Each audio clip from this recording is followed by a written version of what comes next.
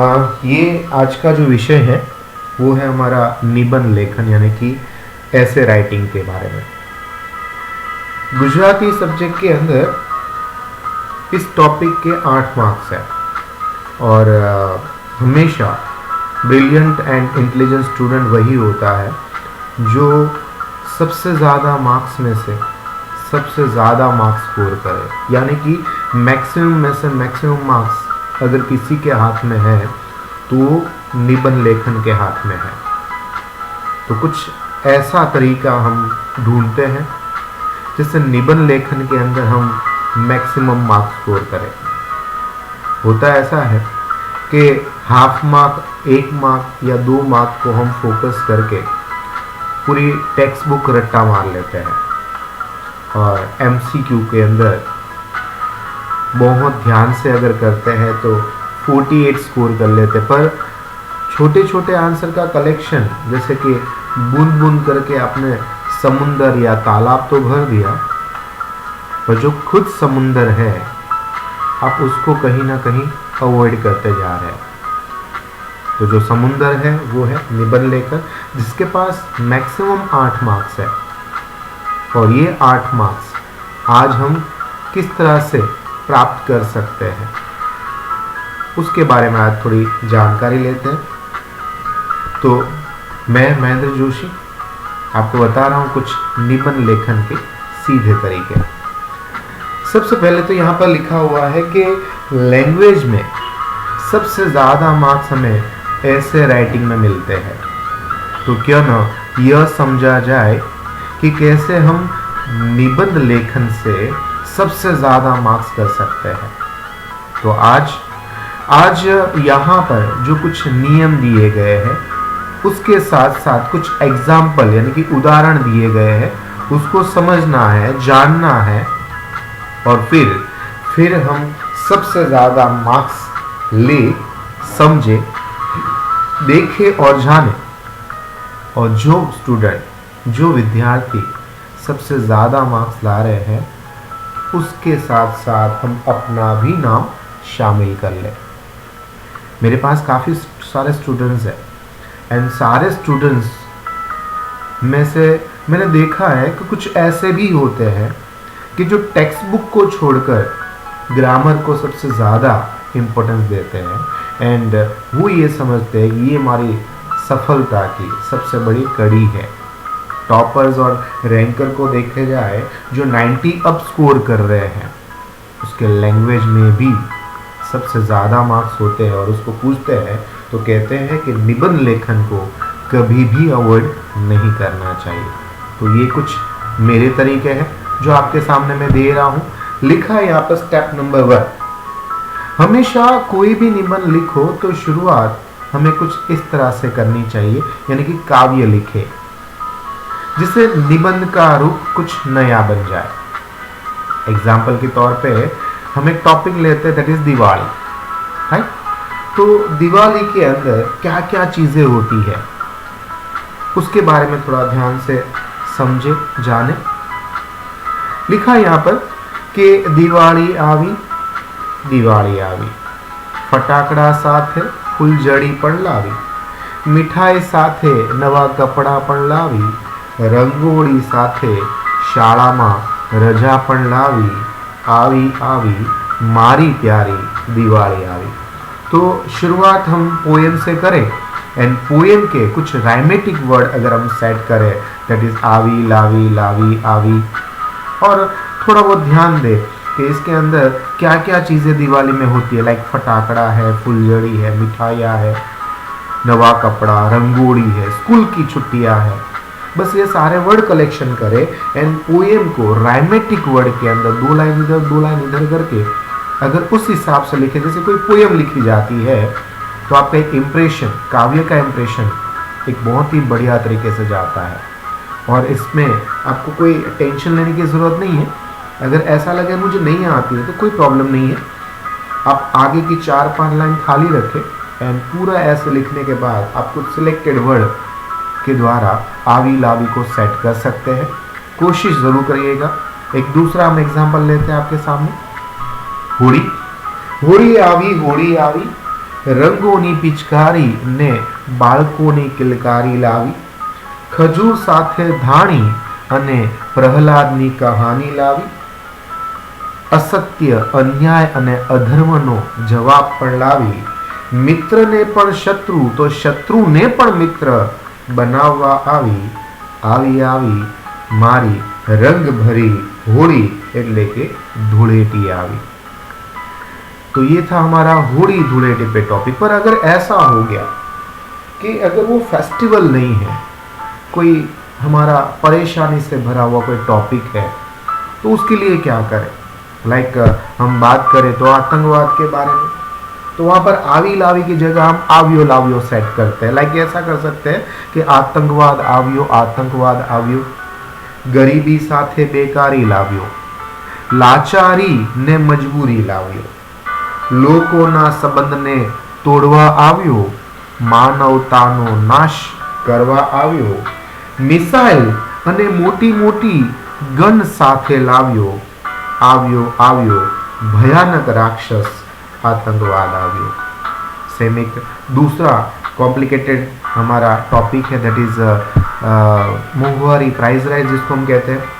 मोंघवारी आवी, गरीबी साथे लाचारी लावी, मजबूरी ने बेकारी वधारवा आवी, पेट्रोल ने दूधना भाव आसमाने चढ़ावती आवी, गरीबना बाळकना मुंहमांथी बटकू रोटलो चोरवा आवी, साथे भ्रष्टाचार अने आतंकवाद जेवा भाईने पण लावी, आवी आवी भयंकर चुड़ेल मोंघवारी आवी।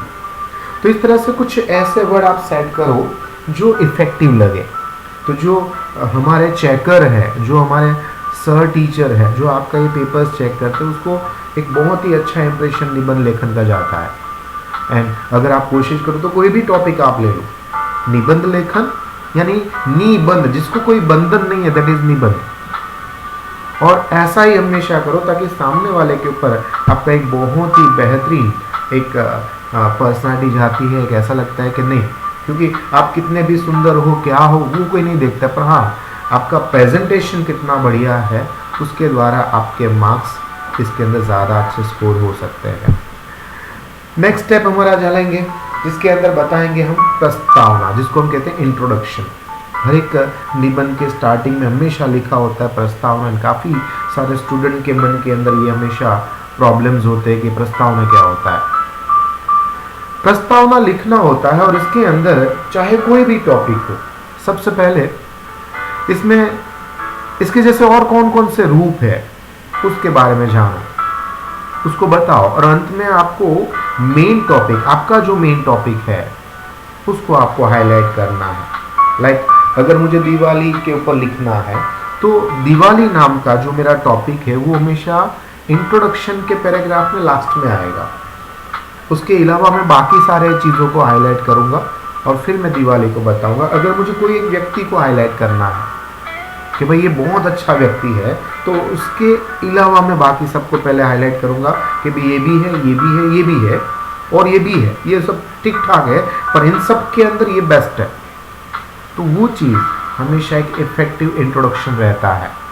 दिवाली के बारे में हम एग्जाम्पल लेते हैं, दैट इज भारत देश को कृषि प्रधान देश, गाँवों का देश और त्योहारों का देश जाना जाता है, जिसमें राष्ट्रीय त्योहार, सामाजिक त्योहार, धार्मिक त्योहार, ये सारे त्योहारों से विभाजित किया गया है, जिसके अंदर महात्मा गांधी, 26वीं जनवरी, 15 अगस्त जैसे राष्ट्रीय त्योहार है, जबकि रक्षाबंधन, होली, नवरात्रि जैसे त्योहार हमारे सामाजिक त्योहार हैं। और इसके अंदर ईद मुस्लिम लोगों का तो संवत्सरी जैन लोगों का, नाताल ईसाई लोगों का तो पट्टेटी पारसी लोगों का, और गुरु नानक जयंती सिख लोगों का है। परंतु जब दिवाली है वो हिंदू लोगों की है, पर दिवाली नाम आते ही मेरा मन के अंदर चारों ओर जैसे फटाके, रंग, फुलझड़ियाँ और रंगोली बननी शुरू हो जाती है, मुंह में मिठाई का टुकड़ा आ जाता है और बस शुरू हो गई मेरी दिवाली। इसलिए दिवाली मेरा प्रिय त्योहार है। तो दैट इज़ हमारी जो दिवाली टॉपिक है, दैट इज़ इंट्रोडक्शन हमने एक पैराग्राफ में किया। तो पैराग्राफ इस तरह से होना चाहिए कि हमें दिवाली को उस पैराग्राफ के एंड में इस तरह से आप देख सकते हैं कि पोएम लिखने जाते तो करीबन आपकी 5-6 लाइन इसके अंदर यूज़ हो जाती है। इसके अलावा 5-6 लाइन हम इंट्रोडक्शन में ही चले गए, है ना। अगर ये नहीं सुनना था, एक दूसरा हम एग्जाम्पल लेते हैं लाइक मातृ प्रेम के बारे में, कि जीवन में, इंसान के जीवन में काफ़ी सारे संबंध है, जिसमें से कुछ हमें इस दुनिया में आके बनाने पड़ते हैं। ऐसे भी संबंध है जैसे कि मित्रता का संबंध, प्यार का संबंध, पिता और भाई और बहन का जो संबंध है ना, वो तो खून का संबंध है। पिता का संबंध जिम्मेदारी से भरा है, हंसी खुशी और निखालस भाव से भरा है, और वो है प्यार का तो पूरे भरोसे से भरा हुआ भी है। तो मित्रता है वो भरोसे वाला है, पर इन सब में अगर कोई दूसरा संबंध है जो खून से नहीं, दिल से नहीं, पर जिसका संबंध हमारी आत्मा से जुड़ा है, वो संबंध है मातृ प्रेम। तो इस तरह से इंट्रोडक्शन हमने मातृ प्रेम का दिया, पर इसके अलावा हमने मित्रता, पिता का प्यार, भाई बहन, उन सबके संबंध बताए, एंड देन हमने अपना हाईलाइट किया वो था मातृ प्रेम। तो ये था हमारा सेकंड स्टेप। अब हम चले जाते हैं हम स्टेप नंबर 3 पे। अगर निबंध में कोई ऐसा टॉपिक है जिसका पूरा दिन अगर हम बता सकते हैं, तो उसको, ये जो टॉपिक है स्टेप नंबर 3 जो है वो हमारा सबसे बड़ा है, और इसमें बड़ा सा पैराग्राफ हो सकता है इसके अंदर आप 2 या 3 भी पैराग्राफ यूज कर सकते हो। कोई ऐसा टॉपिक है जिसमें आप पूरा दिन का इस्तेमाल कर सकते हो, लाइक दिवाली है, होली है, ईद है, उत्तरायण है, जिसमें सुबह आपने क्या शुरुआत किया उस फेस्टिवल के अंदर, तो शाम का अंत तक का समय डिस्क्राइब करें। परंतु अगर कोई संबंध पे है, तो संबंध आपके जीवन में कब आया, वहां से लेकर उस संबंध का अंत तक का डिस्क्रिप्शन आपको लिखना है। और कोई समस्या वाला अगर टॉपिक है, तो समस्या कब से है, आतंकवाद, भ्रष्टाचार, महंगाई, बेकारी, लाचारी, गरीबी, ये कब से है, इस दुनिया में कब से है, समाज में कब से है, तब से लेकर आज तक की जानकारी उसके अंदर दो, और इसके अंदर अपने खुद के विचार भी प्रकट करें। ये मेन टॉपिक होने के कारण से इसमें सोच समझ कर लिखना जरूरी है। मैं आपको एग्जांपल उत्तरायण से देता हूँ कि उत्तरायण के दिन तो 10-15 दिनों से ही मैं खुश हो जाता हूँ। पतंग से भरा आसमान, अलग अलग रंगों वाली डोरी और तिल मुमरे के लड्डू, ढेर सारी मिठाइयों का नाम सुनते ही मेरे मुंह में तो पानी आने लगता है। मैं और मेरी बहन उत्तरायण के एक दिन पहले ही छत को साफ कर लेते हैं। पतंग को कन्नी बांधना, म्यूजिक सिस्टम पर छत पे चढ़ाना, पतंग पे अलग अलग संदेश लिखना, और हाँ, नए नवेले कपड़े पहनकर सुबह 6 बजे से मैं तो पतंग उड़ाना शुरू कर देता हूँ। और हाँ, फटाके तो रह गए, शाम को कंटील और फटाके आसमान की रोशनी भर देता है। एक आए पोछे, ए लपेट, मैंने 3 कटे और तूने अभी तक एक ही काटा है। एक दूसरे की ईमानदारी और एक दूसरे की दूरी, ये इसके जरिए जो संबंध जुड़ते हैं, ये है उत्तरायण। इस तरह से आप अपने विचारों के द्वारा पूरे दिन का, सुबह से लेकर शाम तक का वर्णन इसके अंदर मन भर के कर सकते हो। और अब बात करते हैं हम स्टेप नंबर 4 के बारे में। Step number 4 that is live example. काफ़ी सारे जो है इसके अंदर हिस्ट्री के एग्जाम्पल लिखते हैं कि उत्तरायण है तो उसमें हिस्ट्री क्या जुड़ी है, दिवाली होली में हिस्ट्री क्या है, ईद है तो हिस्ट्री क्या है। नो डाउट आप ये लिख सकते हो, बहुत अच्छी बात है। पर अगर कोई भी जो पढ़ने वाला बंदा होता है, जो निबंध लेखन आपका पढ़ता है, उसको लाइव एग्जाम्पल हमेशा दिमाग रहता है कि भाई अभी देश दुनिया में क्या चल रहा है, टीवी, रेडियो, मूवी और न्यूज़पेपर में क्या छपा हुआ है। वो अगर चीज़ को बहुत ही अच्छी तरह से डेकोरेट करके पेश किया जाए तो निबंध लेखन और इफेक्टिव बनाया जा सकता है। लाइव एग्जाम्पल लिखे जो आजकल के देश दुनिया में घट रहा है। जैसे आजकल अगर हम देखें तो आसाराम बापू पेपर में, टीवी में हर जगह छाए हुए हैं, और आपका टॉपिक अगर है मातृ प्रेम और लाइव एग्जाम्पल आसाराम बापू जी है, तो उसको हम किस तरह से इसमें सेट करें। आजकल हर जगह देश दुनिया में मार काट और दंगा ही भरा हुआ है। इन सब के साथ संत भी दूर नहीं है। माँ का सही संस्कार और गुण इंसान को देवता बना देता है, तो वही मानव को कभी शैतान भी बनाता है। माँ के सही लाड़ प्यार से बच्चा जग प्रसिद्ध बनता है, पर कुछ साधु संत को शायद माँ का सही प्यार, सही संस्कार नहीं मिला होगा, तो वो आज भी साधु के वेश में शैतान दिखाई दे पड़ते हैं। जैसे कि आसाराम बापू की बात कर लो, तो ये मातृ प्रेम के अंदर कहीं ना कहीं वो चीज़ बहुत ही आसानी से सेट होती है।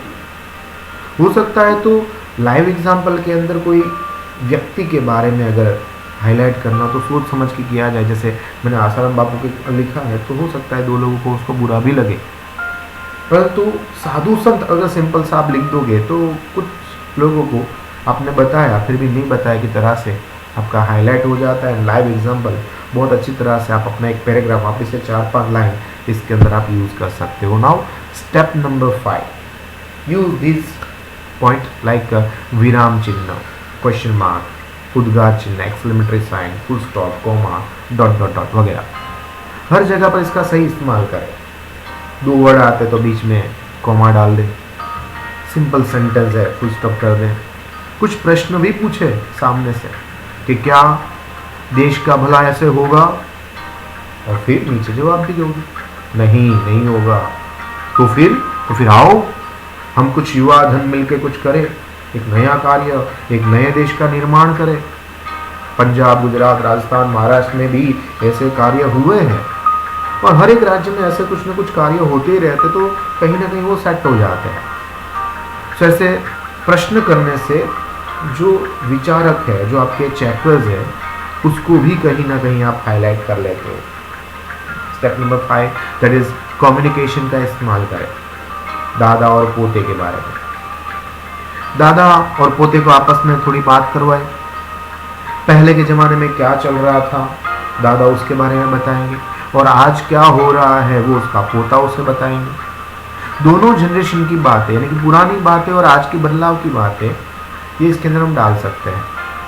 पुरानी कोई भी कहानी, आज की कोई कहानी दादा और पोते को सुनाता है। लाइक अगर हम बात करें होली की, तो पुरानी कहानी प्रहलाद हिरण्यकश्यप की, होलिका की कहानी दादा सुनाएंगे, तो पोता को तो आज की कहानी अच्छी लगेगी, तो कहेगा आज रंगों से हमारी त्वचा खराब होती है, पानी का दुरुपयोग करते हैं, आग के साथ साथ किसी का घर भी जल जाता, और इससे अच्छा है कि हमारे घर के पास रहने वाले गरीब बच्चे को हम पैसे देकर हम उसे एक नया जीवन दे सकते हैं, एक नया घर, कपड़े और कुछ जीवन ज़रूरत की चीज़ें भी उसको ला के समर्पित कर सकते हैं।